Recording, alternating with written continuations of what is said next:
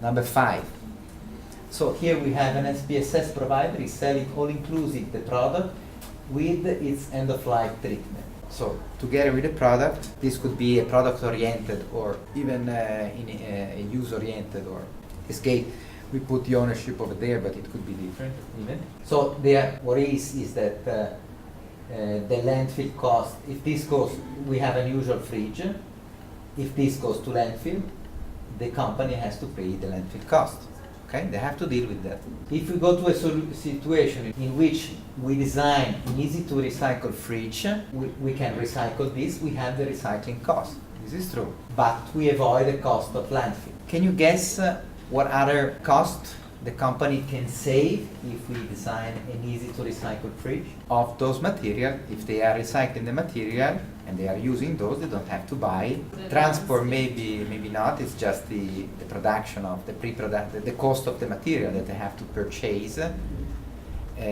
Those that they have to purchase if they don't have the recycled material, okay, over there. So in fact the recycled material or even the energy could go there because I can recover energy.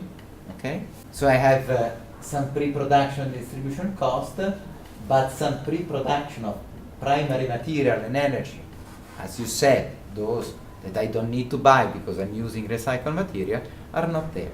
So if we are in an S.PSS business model, we cut those costs. The more the material are recycled or energy is recovered, the more they avoid the cost of landfilling and purchase of new primary material, energy, or even compost. In some cases could be compost. That means again that the company will say to the designer, I want to get money and I will get much money if you design this to be easily recyclable or to recover in an easy way the energy and so on. The last one for the environmental. So we are selling all-inclusive the toxic and harmful product.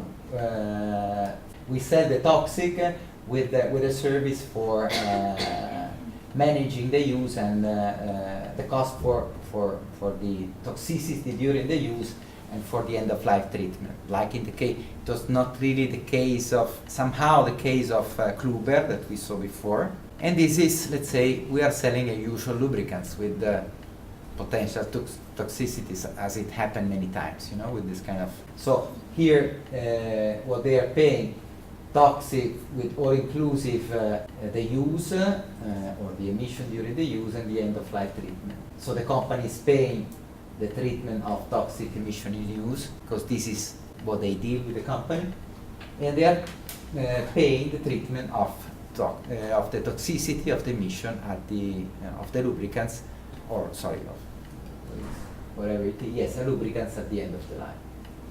Usual lubricants. If we move to non-toxic lubricants or low toxic, it's easy to be said, we save or we cut down drastically the cost of the treatment of toxic emission in use.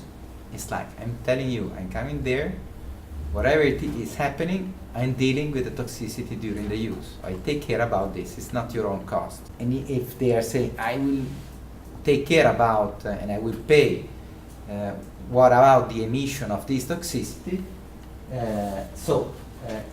If this is low toxic, they will avoid the cost of the treatment of the toxicity, or they reduce it a lot. So lower the potential toxic or harmful emission during the use or at the end of the life, the more the avoided cost of both toxic treatment in use and at the end of life. So the lesser toxic in use and in end of life, the best they make the profit. This means again there is an economic interest to design and offer the less toxic and harmful lubricants during the use and end of life.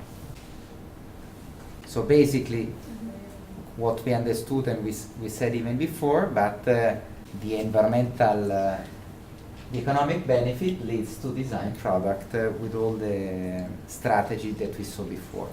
But I move to the socio-ethical benefits. About this we discuss a little bit less. So why S.PSS may foster, you said something, may foster socio-ethical benefits? Or in other terms, because this is what they can really make, they are accessible to low and middle income context. Let's look at one first example. So we have here a traditional product sale of a product. So the ownership is by this dashed line. It shows that we are using in system map to show the ownership. So we put the ownership of a product for that, and you will be using this. So they are paying the purchasing cost, okay, a traditional sale. If you move to an S.PSS, selling the final user, they assess rather the product ownership. They are paying per use, but what they are cutting, but the purchasing costs are many times too high for low and middle income people. For someone, it's really possible, to have those. It depends. We said something about sustainability, but even here in Italy, for many products, we have low-income people on low-income region and context and so on. And so the product, in this case, become more accessible, and so in this sense, they improve the quality of life of people, in the sense that if they can use a light in the evening to let the kids to study, or if they can use a refrigerator in which they can save the food or the medicine that are needed for taking care of, or whatever it is, of course, this is improving the quality of life. Socio-ethical benefit number 2. Here we have a traditional sale to the final user, and the product either need maintenance, or it's broken, or it need to be repaired, and we have to pay the life cycle service cost. The washing machine broken, if it broke mine, I say, oh shit, I have to pay lots of money. Okay, we are all thinking, even we are thinking about this. Think about other person. And it could be that that product has been given to a low-income people as a product donation. So maybe they get it. They have a solar panel, or they have a pump to pump out the water or something. But then it gets broken. They don't have the money to repair it, and it doesn't work anymore. What about if we move to an S.PSS, in which actually we are selling as all-inclusive? Either the ownership is by the provider or the single user.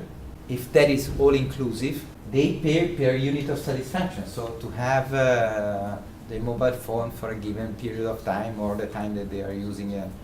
But if it broke, what cost they avoid? The maintenance and repairing. So the company is repairing this, but he's not adding this cost. They say it's a deal. Okay, if it breaks, I will take deal of that. We understood before that they will design this to be very easy to be maintained, recycled, and whatever, that it lasts long, and so it's a cross benefit. Now we see the socio-ethical one. So this what comes, that it reduce or avoid the running costs for maintenance, repair, and upgrade that are frequently too high for low-income people. This means that we avoid the interaction of you. Trust me, I've been in Africa, and I saw different sites in which they were, donating something, a gasifier for, to have gas for kitchen to cook something and whatever. Several years that it was not working because it was donated there, but then they didn't have the money to repair it. Another one here, we are not thinking about, the reasoning is similar, so I will go a little bit faster, but we are not speaking about the final user. Could be, home, family, or single. Here we are speaking about selling or offering equipments for an entrepreneur, a carpenter. In a traditional sale, we have to buy the saw or the equipment to, for a carpenter. And this could be very high for low-income context. If we move towards an S.PSS, in which actually here we are not speaking about product, but equipments, the saw and the other stuff, to make my workshop work, to make the furniture or whatever they are doing, or sewing machine or whatever. They pay per use or time, but they don't have the purchasing cost. And think about in a place in which they don't have this money to buy these things, and so many times this is stopped. So they maybe even start something, but they don't have the possibility, and you think that the bank give any loan to them. Microcredit is doing this, but not traditional system. As in the case of single user, even for entrepreneur, it reduce or avoid purchasing costs for working equipment that are frequently too high for low and middle income context. And so they become more accessible, they can start to work, they can start to make their business, okay? And this is very, very important, you know, either the consumer, either, you know, to empower the local economy. And so this facilitate the startup of business in low and middle income context. And the same, and going faster here, is about, this is a traditional. So something, my equipment, my saw broke, I have to repair it or I have to do something. I don't have the money. I should pay the service, but I don't have the money to do that. But if I move to an S.PSS with all-inclusive bicycle services, I pay per unit of satisfaction with life cycle services included. So they are doing this, but I don't have the life cycle, or these entrepreneurs don't have the life cycle cost there inside. So we reduce, avoid running costs for working equipment that are frequently too high, and that means that we avoid the interruption of use.